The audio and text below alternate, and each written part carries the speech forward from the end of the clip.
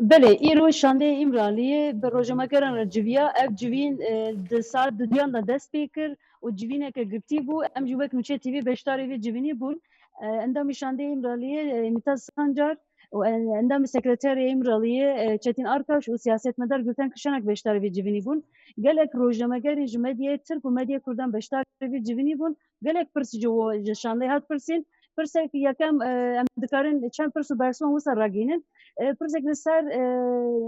Öcalanê bû, Abdullah Öcalanê bû û pirsek wisa hat kirin ku hat pirsîn gelo Öcalan wê di komisyonê de cî bigre yan na û endamê şandeyê îmralî mîte sanca wisa bersivan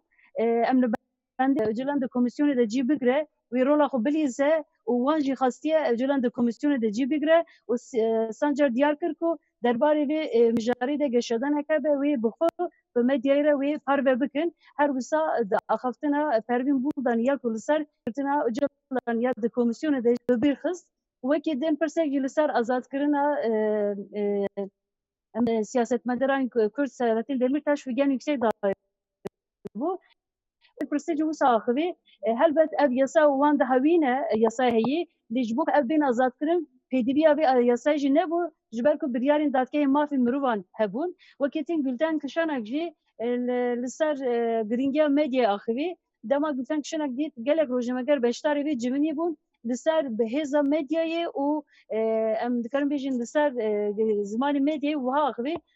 Kişanek got ez dibînim gelek rojnameger niha li virin me her tim giringî daye ku medya bi awayek erenî nêzîkî pêvajoyê bibe zimanê medyayê erenî bibe ji ber ku hêza medyayê heye wekî din endamê sekreteriyaya İmralı'yê Çetin Arka jî di vê civînê de axivî û wê jî got ji salek zêdetir ji girtîgehê derketiye lê her li qadeye bi gel re diciwe helbet ji nêzîkî du sal zêdetir ev civîn berdewam kir gelek tişt hat axivîn lê di çarçoveya bernameya me de dema me helbet diyar e em dikarin vê gavê van tiştan ragihînin we